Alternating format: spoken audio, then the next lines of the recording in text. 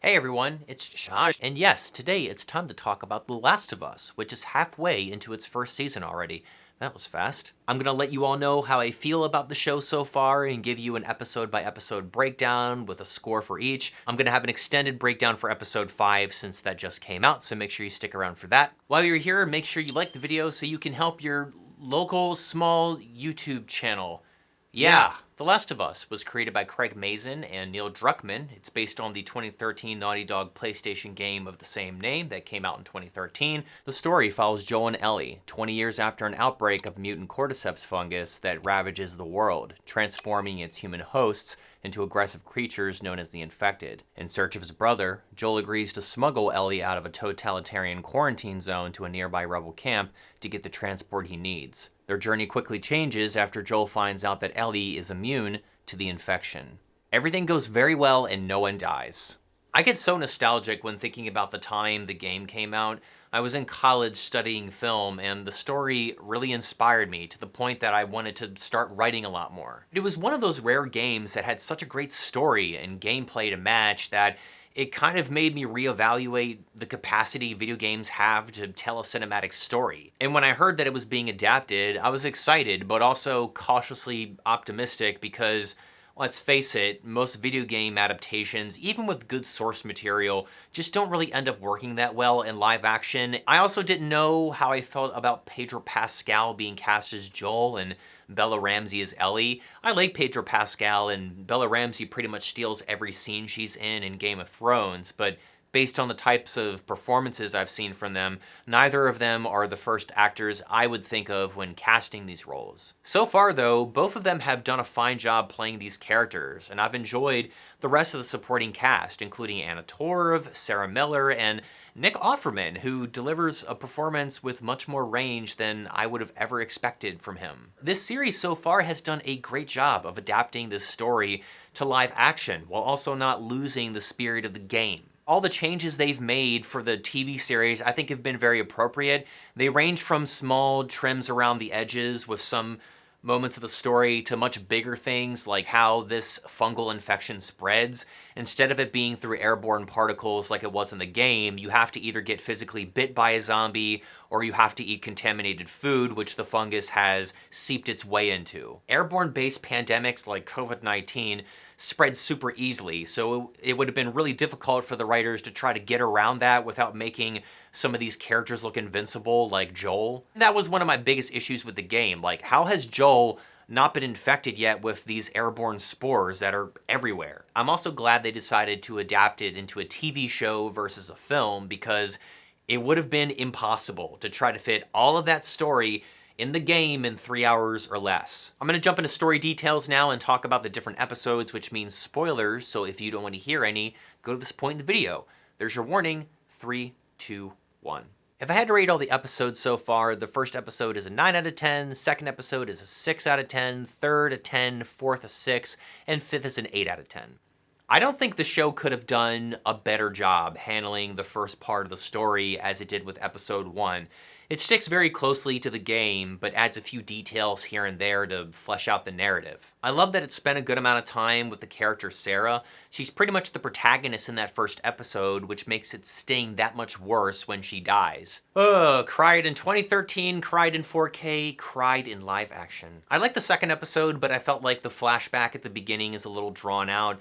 It works well enough as a creepy backstory on how the outbreak happened, but it's not very emotionally resonant. It ends up feeling a little unnecessary in episode 3, as Joel pretty much summarizes that flashback when telling Ellie how the outbreak happened. I also found that zombie kiss with Tess at the end of episode 2 to be really weird. I get that the writers are trying to show how interconnected this fungal system is, but it still felt a little over-dramatic. I loved episode 3 from beginning to end, even though it's very much a standalone episode where we're with completely different characters. We don't see Joel and Ellie get that much closer to their goal. The themes of the show really come into focus with this episode, as it centers around the character Bill and his partner Frank, who he finds in a hole. It was very satisfying to watch Nick Offerman reprise another role where he plays a very libertarian character like he did in Parks and Rec. At the beginning of the episode, we see Bill avoid being picked up by Fedra and turn the town that he's living into to like a libertarian paradise where he's created an electric fence to keep any unwanted infected out or raiders out. He seems like the type of guy who would have been happy to have the world to himself, but by the end, he doesn't feel that way if it means losing Frank. This relationship very much parallels the situation with Joel, who's been told by Tess to protect Ellie. Even though the relationship hasn't really blossomed at this point, Ellie very much gives Joel's life meaning the same way Frank gave meaning to Bill's life. And that's the whole point of The Last of Us. Not just surviving, but trying to live for something or someone. And I'm so glad they made those changes to Bill's backstory, because if they had adapted it the same way as the game, it would have been more or less the same as the second episode, where Bill helps Joel and Ellie run from zombies the same way Tess did while telling them about what he's been through. There's nothing wrong with an episode like that, but in comparison to what we get with this, it sounds boring. I also gotta say, the acting from Nick Offerman and Murray Bartlett in this episode is just so excellent. I don't know what they could have done better. Apparently there's a 2-hour cut of this episode that they had to cut down for obvious reasons. I would happily watch it if it ever were to get released. Release the Maizin cut, you son of a... Episode 4 is decent. It's mostly dedicated to developing the relationship with Ellie and Joel. We really start to see them bond for the first time as Ellie cracks jokes and reads a bunch of puns from Will Livingston's book, No Pun Intended. Pretty sure that's not a real book and the game made it up. I don't think it's real. I'm not an idiot, okay? There's a great scene that they recreated from the game where Ellie is in the back seat of the truck reading an adult magazine and Joel is acting really annoyed with her. After they're ambushed in Kansas City, there's another great scene where Joel teaches Ellie how to properly hold a gun. He very much feels like a father more and more in this episode. It's at this point that their relationship has clearly gone to the next level, where Joel is trusting Ellie with a weapon now. The rest of episode 4 is mostly set up for episode 5, where we meet Kathleen, the leader of this group of rebels in search of a man named Henry, who ends up stumbling upon Joel and Ellie towards the end of episode 4 with his younger brother Sam. I think the issue I have with episode 4 is that it's noticeably shorter than the other episodes, and it ends up feeling kind of fillerish because it's mainly just meant to set up episode 5. But I think the build-up pays off, as episode 5 is definitely one of the more exciting yet bleak episodes of the season, with one of its biggest set pieces towards the end, which I'll talk about in a little bit. Where this episode really shines, just like all the rest, is the human drama. I love the additional backstory they gave to Henry and how he was an informant for Fedra so he could get the medicine he needed to treat his younger brother's leukemia. We find out that Kathleen wants Henry dead after he snitched on her brother, who was the original leader of the rebel group that she now leads. The show uses this conflict between Henry and Kathleen to explore a theme that is recurrent in the second game, and that's how violence just breeds more violence, and how misguided it is to see the world through a good and evil binary like Kathleen does. The world is more complex than that, but Kathleen is so focused on getting revenge that she doesn't have the capacity to empathize with why Henry did what he did, and what her real priority should be now that she's a leader. Oh my god. The show somehow manages to make the tragic death of Henry and Sam even more sad than it was in the game. The big change to the character Sam in the TV series is that he's deaf, and I think the show is able to do some interesting things with that change. There's a conversation with Sam and Ellie that takes place in the game after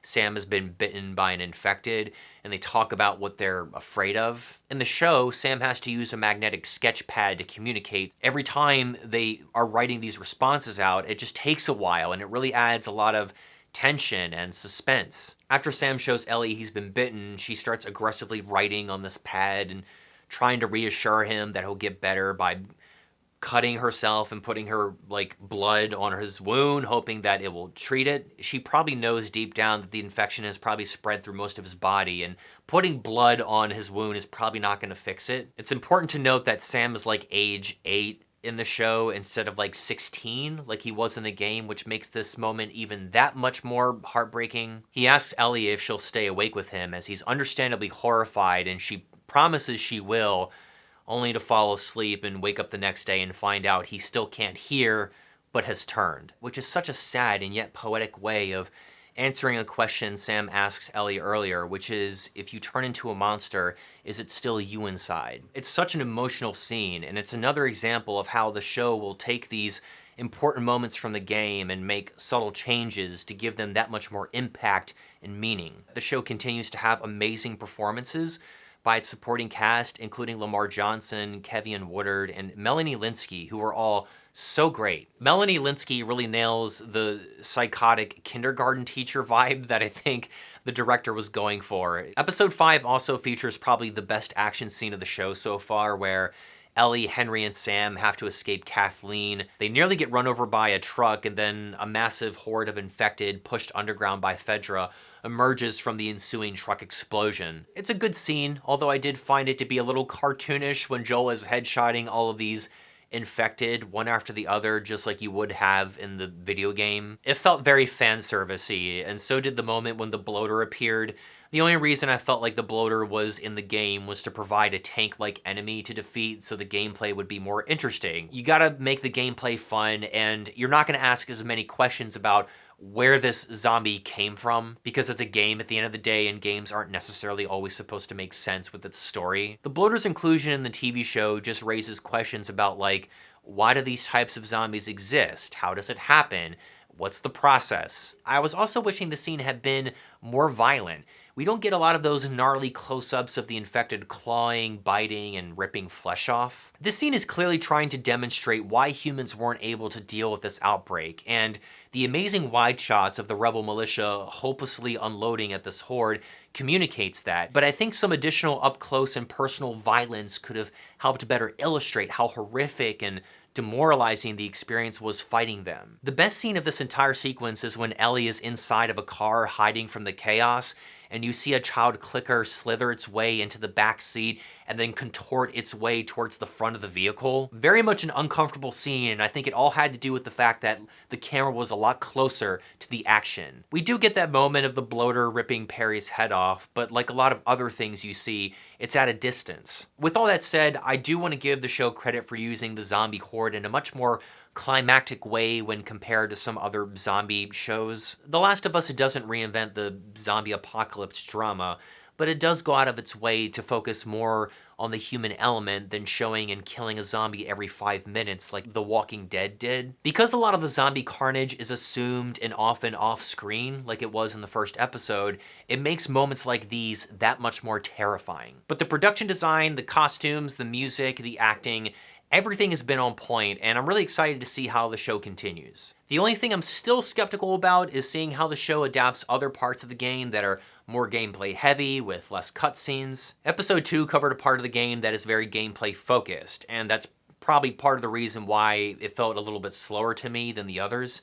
The writers have to come up with different ideas to make these parts of the game more interesting as a TV show. It looks like there's going to be more flashbacks since we've seen several at this point. Totally fine with that if we're able to get another story like episode 3, which was awesome. But yeah, I think the show is very good so far. I don't want to rate it because it's not finished yet, but if the world ended because of a fungus apocalypse and I had to review the show today, I'd probably give it like an 8 out of 10. Even though I know how the first game ends, I'm still pretty excited to see how it's done in the TV show. I'll try to do a follow-up episode reviewing the second half when it concludes in mid-March. Let me know what you think about The Last of Us so far in the comment section below. Have they done a good job? Have they missed the mark? Did you like the casting? Did you not like the casting? What do you think? If you like this video, be sure to hit the like button, subscribe, and hit the bell for notifications so you can know when I drop the next review or the second half of this video. Thanks again, everyone. I will see you next time. Until then, stay beautiful, and I'll talk to you later.